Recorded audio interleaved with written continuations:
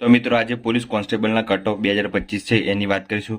એટલા માટે ફરીથી વિડીયો બનાવવો પડે છે કેમ કે જે વ્યાકરણ પૂછાયું છે બરાબર, એ વ્યાકરણના માર્ક્સ મળશે કે નહીં મળે એનું કોઈ નક્કી નથી. અરજીઓ મંગાઈ છે બધી, પણ વ્યાકરણના માર્ક્સ નહીં મળે કે મળે એની વાત કરીએ આપણે. તો પાર્ટ એમાં બરાબર 80 માર્ક્સનું પેપર હતું, એમાં 10 માર્ક્સનું છે એ વ્યાકરણ પૂછાઈ ગયું હતું બરાબર. એટલે ટોટલ એ કદાચ 10 માર્ક્સ, બધા એવું કહે છે કે 10 માર્ક્સ રદ કરો એમ. તો 10 માર્ક્સનું રદ કરો તો માર્ક્સ થઈ જશે 70. હવે આ 70 માર્ક્સ છે એના પેલામાં આમાં 32 લાવવાના જ હતા બરાબર. એટલે 40% એ કહેવાય 32 આવી જાય એટલે. અને આના જો 70 થઈ જાય તો આના 40% કરવા હોય તો 28 માર્ક્સ થઈ જાય બરાબર. તો જેને 28 માર્ક્સ થશે બરાબર, તો એ લોકો મેરિટમાં આવી જશે એવી વાત ચાલે છે, પણ હજી કોઈ નક્કી નથી. પણ આ તો એક અનુમાન છે આપણે. તો જો જેને 32 થઈ જાય છે એને વાંધો નથી. એને આ જે 10 માર્ક્સનું વ્યાકરણ છે એમાંથી 10 માંથી 7 સાચા છે, કોઈકને 10 સાચા છે વ્યાકરણના 10 માર્ક્સમાં બરાબર. તો એને શું થશે? એને તો અન્યાય થશે. એટલે જેને સાચા છે એને પ્રોબ્લેમ થશે, અને જેને સાચા નથી એ લોકોને 28 માર્ક્સથી ગણી અને એવી રીતના કરશે. તો આ એક અનુમાન છે કે આ 28 ગણે તો બધાને, ઘણાને લોસ પણ જાય અને ઘણાને ફાયદો પણ થાય, કેમ કે ઘણાને 28 થઈ જાય પછી એટલા માટે. તો એટલું યાદ રાખવાનું કે જો કદાચ આવી રીતનું થાય છે કંઈ બી, તો આપણે કશું જ ધ્યાનમાં લેવાનું નથી. જો બધાને કદાચ માર્ક્સ ગણાઈ જાય છે કે 10 માર્ક્સ બધાને આપી દઈશું, રદ નથી કરવા એમ કરે, તો એવું પણ થઈ શકે. તો 10 માર્ક્સ ગણશે તો પ્લસ માઇનસ થઈ જશે, બધાને 32 નથી થતા એને થઈ જશે.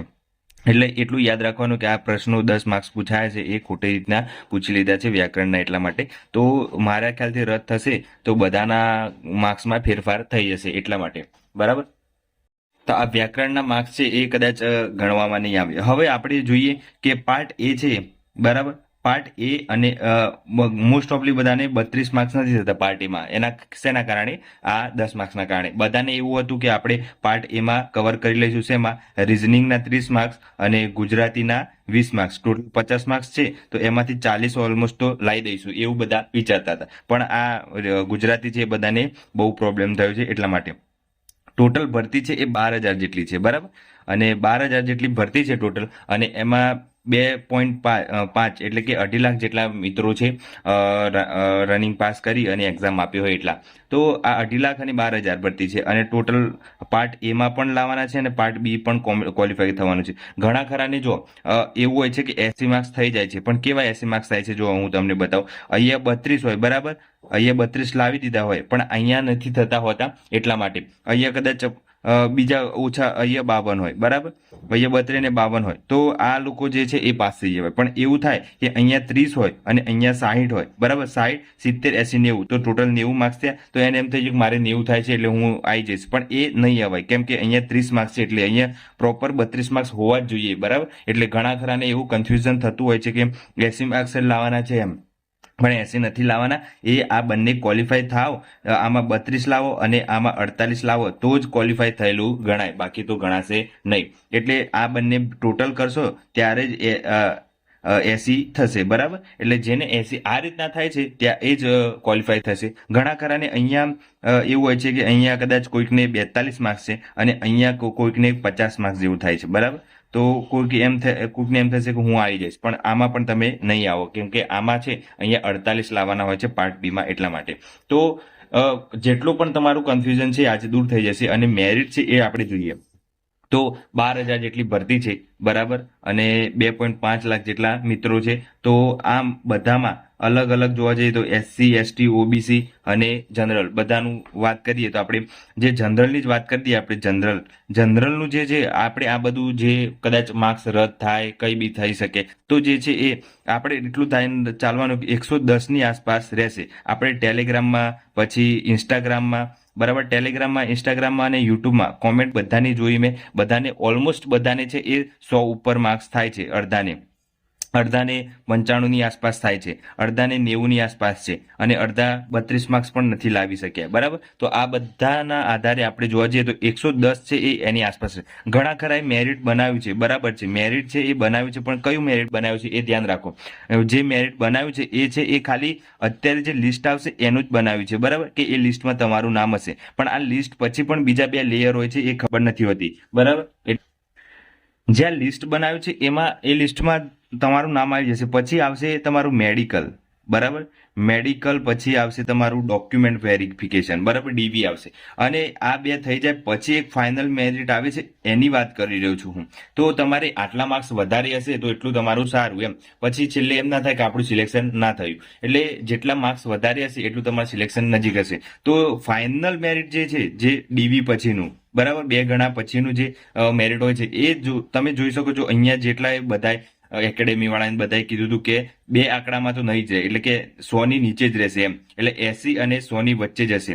એટલે 80 અને 100 ની વચ્ચે હશે એવું નથી કે નહીં, પણ કદાચ એ એવું કહેતા હોય કે આ હમણાં જે લિસ્ટ આવશે એની જ વાત કરતા હશે. તો ફાઇનલ મેરિટની વાત કરીએ આપણે, ફાઇનલ મેરિટ છે એ 2 કાં તો 5 માર્ક્સ વધી જ જતું હોય છે, બરાબર.